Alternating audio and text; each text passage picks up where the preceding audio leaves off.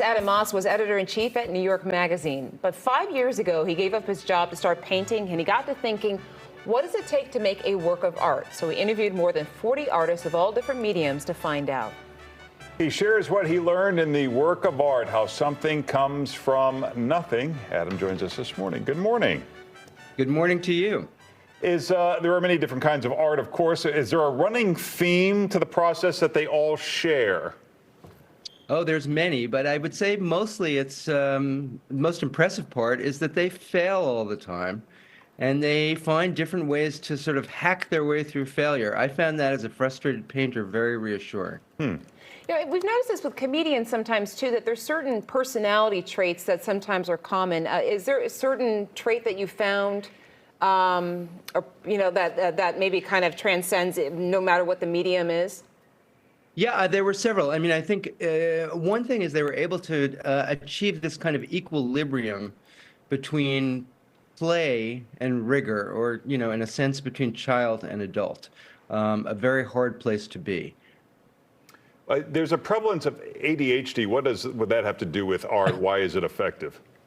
Well, I mean, I'm not sure if it really is ADHD, but a lot of people claim that they had it, and I think what they were talking about was that they had this ability to let their mind run free, that sort of distractibility that comes with ADHD, as well as the bearing down, the focus. You know, people with ADHD tend to have an ability to hyperfocus. Both of those things, both the focus and the wandering, are crucial to the making of art. And it's interesting when you talk about focus, because sometimes it turns into, you know, obsession. You look at Michelangelo and the physicality of what he was doing, to the point sometimes it was physically destructive.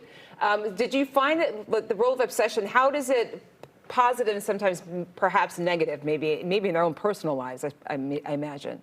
Well, I imagine that being that obsessive, yes, is a sort of complication in a personal life. Stephen Sondheim, who is one of the subjects in the book, wrote about that in Sunday in the Park with George, about the kind of destructive aspects of obsession, but also the kind of no questions about it. You have this obsession, you have to pursue it. You have to sort of follow it to its final path. And that is one thing that every single artist in the book had. They had a kind of supernatural drive. You have to. Making art is hard. And because it's so hard, you need something, some fuel to keep you going. And they all had that, and that thing is obsession. Let's take a look at some specific examples. Sofia Coppola directing movies, she talks about the concept of withholding. Talk about what that is and how it worked.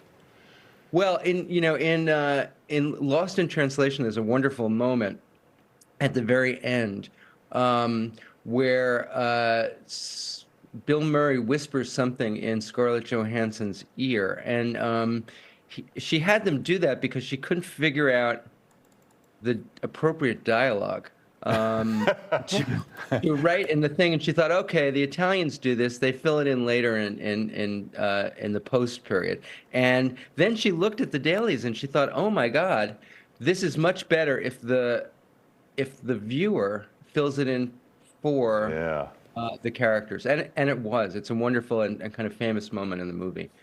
And then we look at playwright Tony Kushner. Did he say the unconscious has it all figured out? And what does that mean? Yeah, it's a great phrase. It kind of means that you set up the structures that are necessary to make, in his case, the play, and then you let the unconscious do its bit, and it just kind of moves on its own. He has this phrase called, making art is like leaving breadcrumbs, following breadcrumbs. And it's almost as if one part of the self is putting the breadcrumbs on the road and the other self is picking them up. So that's what he means. What about the crossword editor for the New York Times, Will Shortz? Well, I mean, I included that. It's a kind of atypical version of the book, but I did that because I was kind of interested in the way that logic played into art. You know, the sort of fantasy about art is that it's all kind of free associative and dreamy, but in fact, there's a lot of precise logic to it. So I wanted to see what he did in order to build logic into his own works of art, which are these crossword puzzles. You also look, because it's so cool that you looked at all these different disciplines too, at cookbooks, and that a very famous cookbook, Salt, Fat, Acid, Heat. What did you learn from the chef there? Well, the very interesting thing there, which is that she had an idea that cooks, many cooks before her had, which is that all of cooking could be boiled down to those four elements. But she was able to see them because she was brand new at it. She was a novice. The chapter's called With Beginner's Eyes, and that's precisely what it is. And sometimes, I mean, there's a lot of different disciplines where experience is actually the determining factor. But in this case, it was just the opposite. It was that she could see something that only a beginner could.